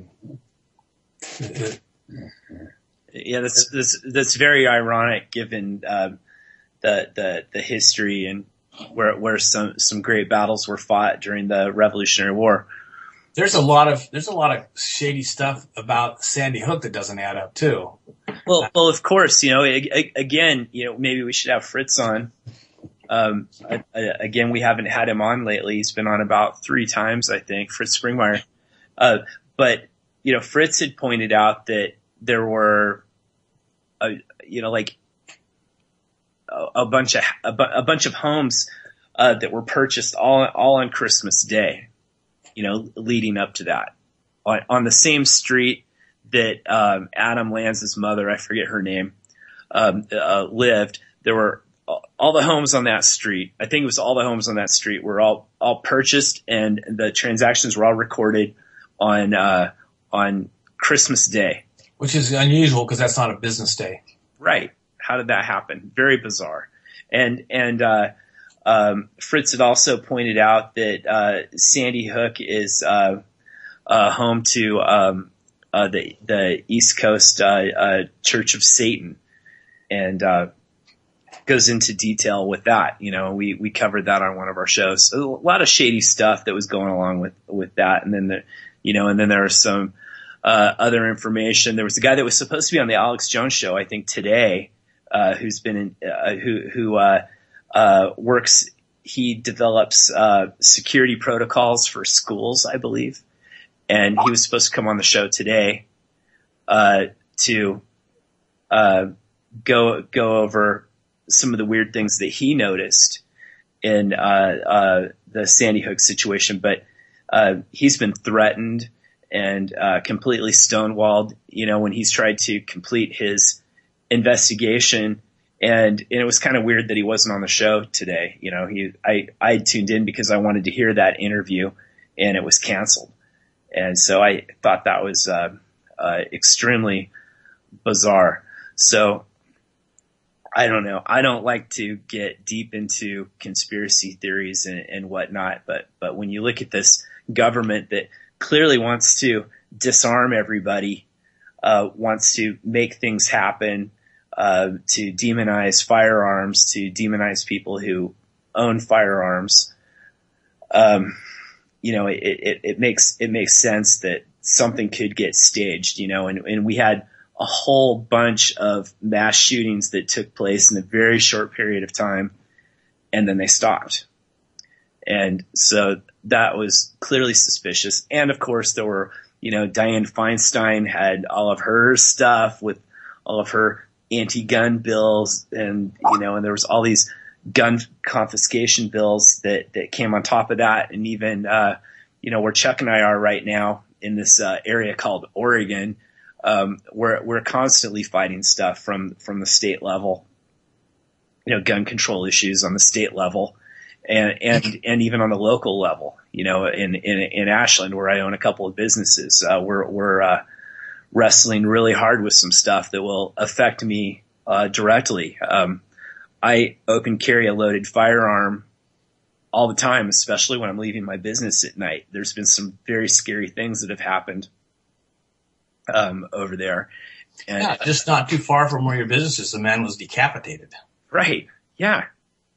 And I've had enough bad situations in my life to know that it's wise to have a loaded firearm. And so I often, if I'm leaving my business and it's dark outside, I've got my pistol on my hip, and I think you're better off to, this is a whole other issue, a whole other debate, but I think you're better off to open carry than to concealed carry. If you're concealed carrying, a predator doesn't know that you have a firearm. If you have a firearm, they'll move on. They're not going to do anything. And they might not do something to another person either, because they know that you might intervene. So, that's why it makes sense to open carry. But the way that Ashland is pushing things is that, they only want you to, conceal carry a loaded firearm. And then to do that, you have to get a permit from the sheriff. Well, that violates your Second Amendment right. And, there's, and it also violates the Oregon Constitution. I believe it's section 27. In the Oregon Constitution is even more clear. It doesn't have all the ambiguous language that's in the Constitution, that the progressives, the U.S. Constitution in the Second Amendment, that the progressives always try to twist and manipulate the meaning of, like you have to be in the militia or something like that, and that the militia is the same as the military. Well, it's not. The militia isn't the same as the military. You're the militia. If you live here, you are the militia. It's the Army's not the militia. The Army's the Army. The Navy's the Navy. Marines are the Marines. The militia are the people. And so that's what that was all about. The right to bear arms shall not be infringed. And when you set these conditions, the government is infringing, and those laws and regulations are invalid. They could be nullified. The only place, and I used to think that DC's gun laws were unconstitutional until we had Anthony and Tiso on, and I realized that they're operating under a different constitution than that 10-mile square. Yes, exactly. So they have. I mean, it's illegal to have a loaded gun in that 10-mile square. Right. But they're operating under a different constitution. So once I understood that, I said, oh, now that makes sense now. And I think someone explained that to Adam Kokesh. I don't think he's going to be back there to load his shotgun next 4th of July. Anyway, what you're saying is exactly right. A lot of people, this was back in the 90s when I first started going to chat rooms and debating with people about different things. There was a woman who was a big supporter of Newt Gingrich who was on one of those chat rooms I like to go to. And she was always, quoting him and talking about all the great things he's doing. And she was pretty smart. She knew a lot about history, so I imagine she'd been a student or just had listened to him or something, or maybe had read some book he had written or something. But she knew a lot about the revolution and how we really wouldn't have won our revolution against the British without the help of the French. The final battle, in fact, was only won when we had forced the British to surrender because the French blockaded the port and wouldn't let the English ships in to allow the troops to leave so they could get on the ships and sail away. They had to stay there, and they were just they ran out of food, and so that was it. But anyway, she was always arguing that the Second Amendment was a collective right, and that it wasn't the right of individuals to own guns. It was a collective right of a militia to own the guns. And I said, well, that doesn't prove anything. You can't have a collective right if you don't have an individual right. I mean, it's impossible. You can't say that there's a collective right to speech, but individuals can't say anything. You all have to say it in unison or something. It just doesn't make any sense. There are no such thing as a collective right without an accompanying individual right. And I think she was so infatuated with him. She may have actually been the person that became his second wife. I don't know. But whether she was or wasn't, she was very close to Newton. I think she was kind of parroting things that he had said, which from that moment on, I never trusted that guy. I think if he was trying to, use, vocabulary gymnastics to get rid of guns, he probably was not a good person. And so he had just been elected Speaker of the House. And I thought, wow, this guy is really a tiger. And I thought at first he was really something. And it didn't take long for me to be disenchanted with him as everybody else was. So anyway, Second Amendment. It was going to be part of our show tonight. We were going to go through the Bill of Rights, but we don't have time to go through it well. In 20 minutes, we can't cover this. So let's talk about upcoming concert in Wairika, March 22nd. Sounds good to me. Yeah, because I could talk about Jordan Page for a long time too. In fact, I'm gonna. I'm going to let Drew say a few things about Jordan. I'm going to go online here. Well, okay. I think we lost Chuck right there. So on March 22nd. I'm still here. Oh, you're still there? Okay. On March 22nd, we've got the Jefferson Republic Liberty concert. That's on March 22nd at the Siskiyou County Fairgrounds. You can buy tickets either from myself or Chuck, or this is even better. Go online to jeffersonrepublic.org, and there's a link on there for the concert, and you can click on that. And the ticket's only $20. And even if you can't be there, please support this. What we are trying to do is create a sovereign republic in an area that is currently known as Siskiyou County, which is in Northern California. And this is not to be confused with the State of Jefferson movement, which Chuck and I have been promoting for quite some time now and was the premise of the show. But we have moved beyond that since Anthony Antiso has showed us a better way to achieve what we really want to accomplish, which is to be free.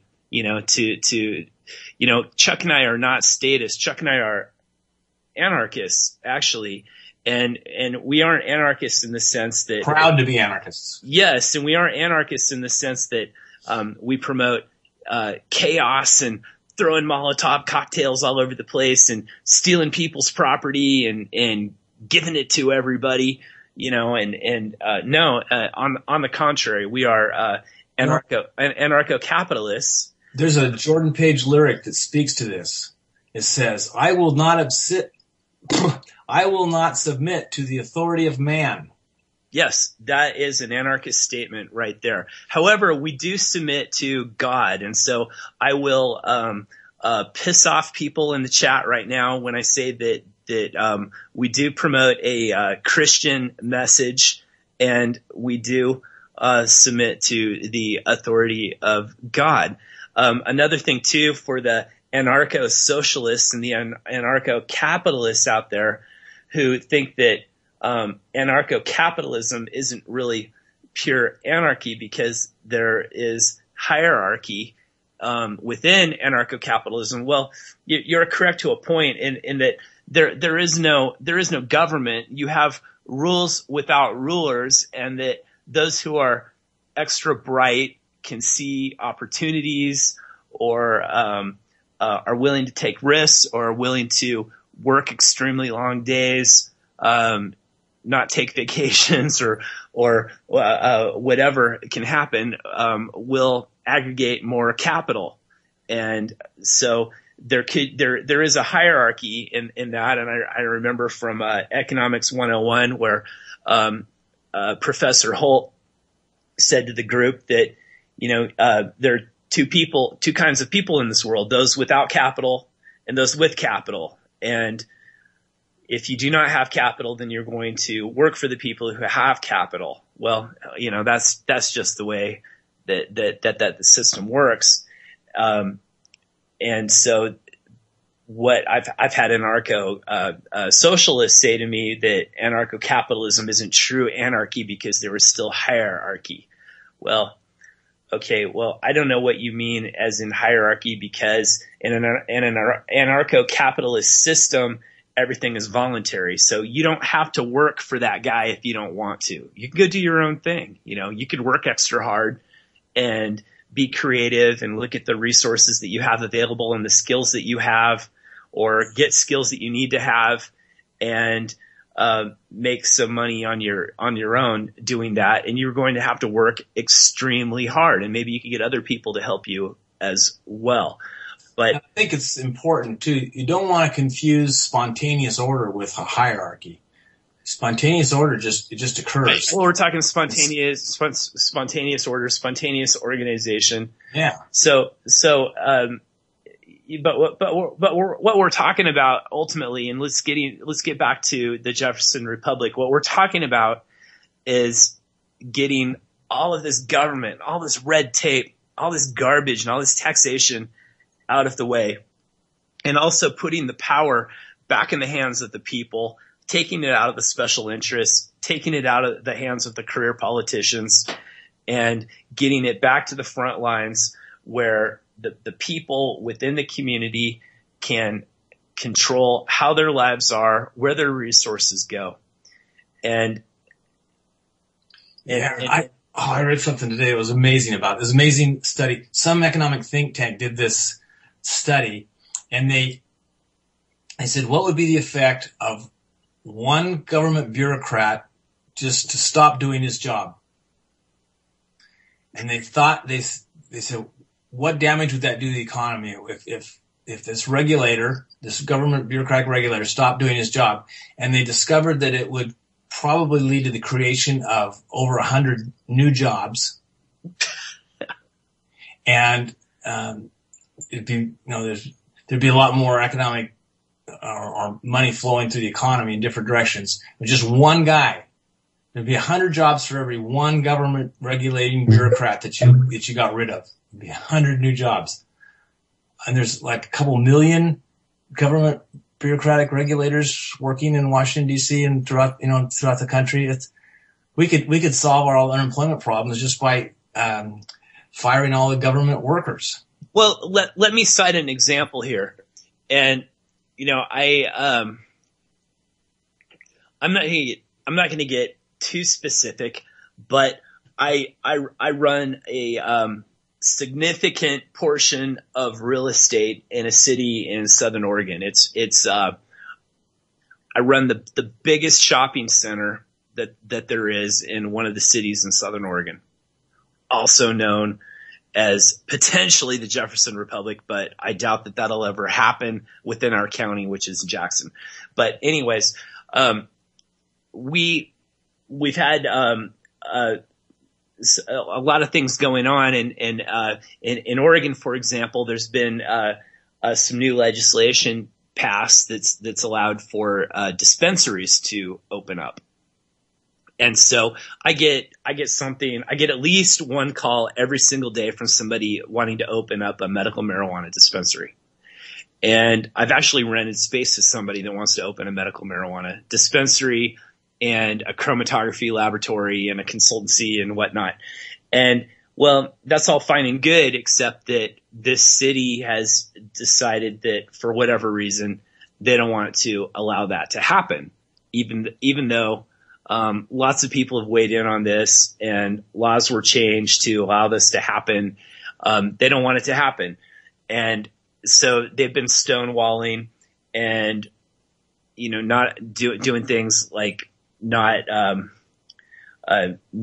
approving business licenses and that sort of thing while they could figure out what they want to do.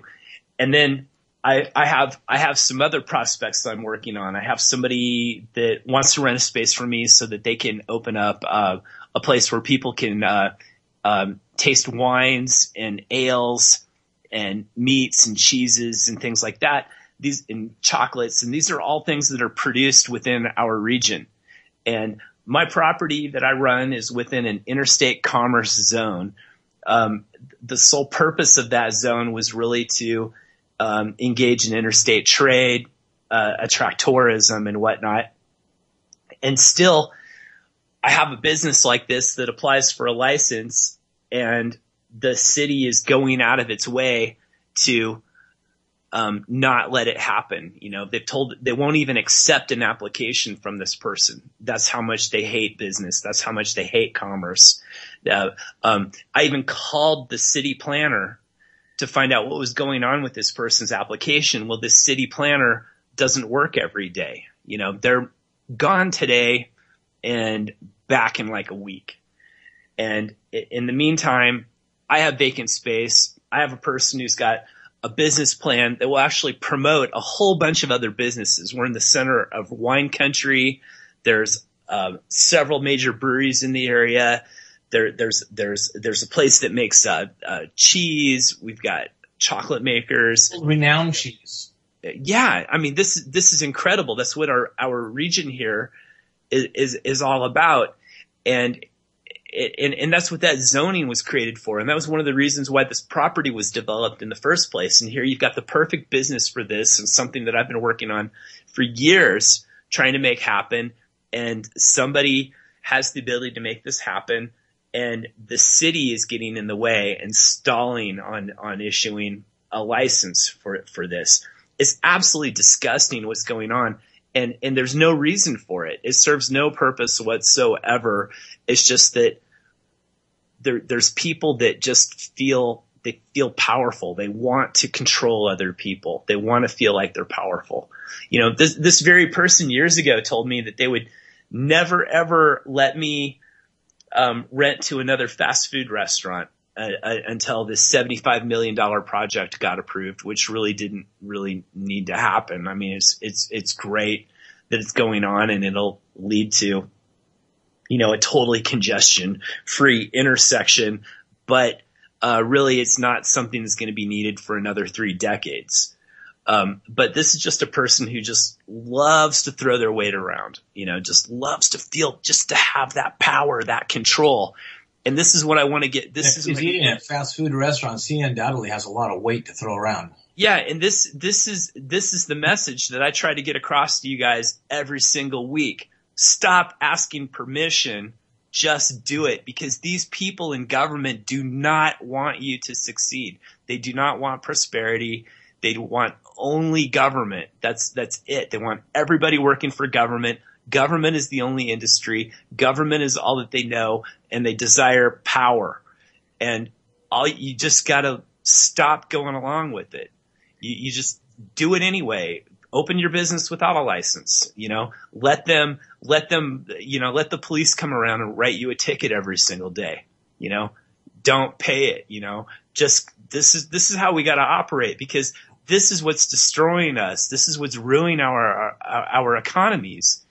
This is why, one of the reasons why unemployment is so high. This is one of the reasons why real estate values have collapsed. You know, so many problems that we are dealing with, economically speaking, is just because we have these losers. They're just total losers. These people never built anything. They're not capable of building anything. And these are not people that are elected. You know, they produce no wealth. Right, and they just suck off to everybody else. And we're talking about people that are appointed by other people, you know. So like, you got a guy, you vote for a guy for mayor, and then he hires these dimwits in these other departments, right, to do things, and they get on their power trips, and instead of trying to facilitate things, they try to constrain things. And that's what you got. And this is what you get. This is what your property taxes pay for. It's a complete waste. And this is why Chuck and I just hammer on getting out of this type of system. Why this is flawed.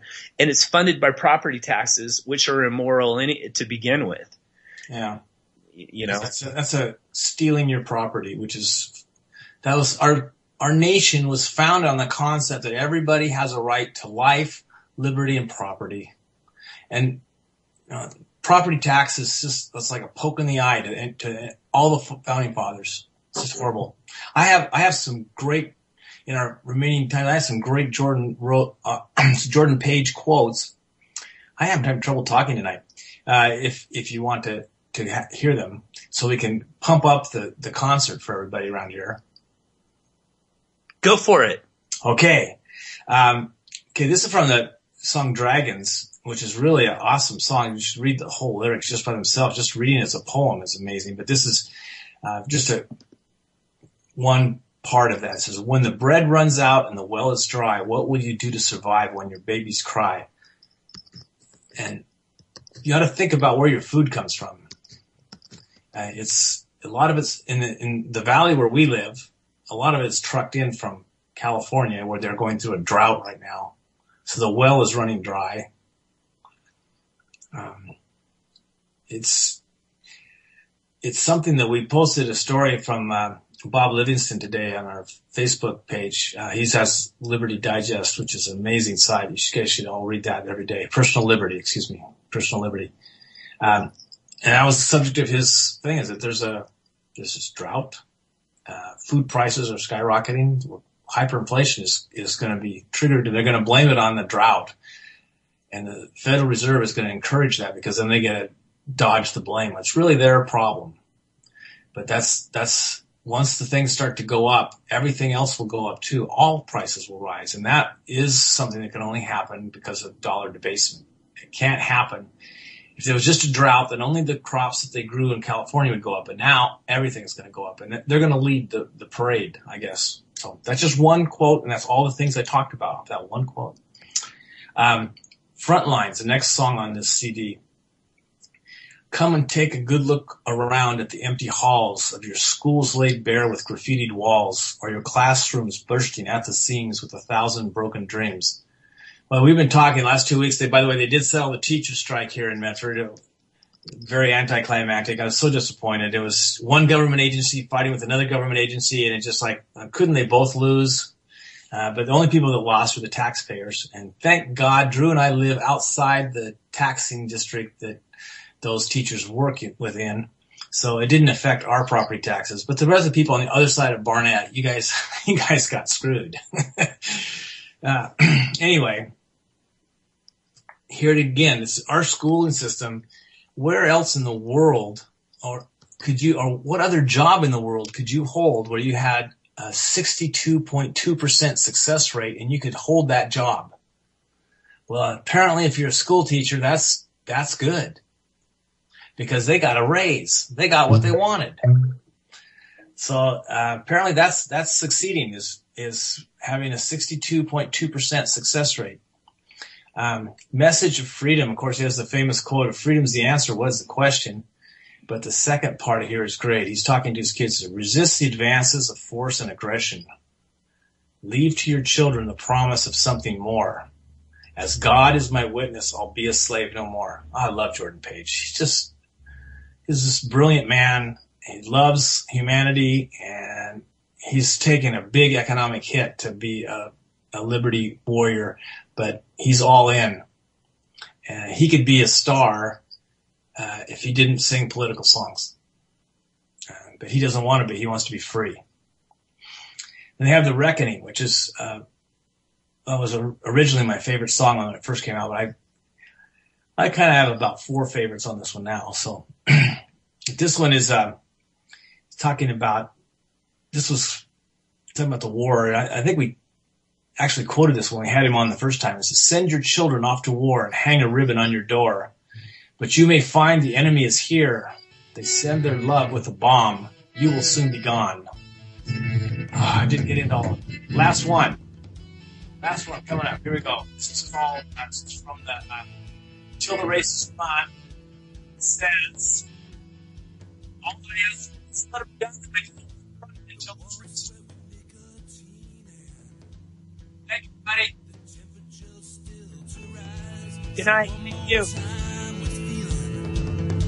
You're bound to break one more time.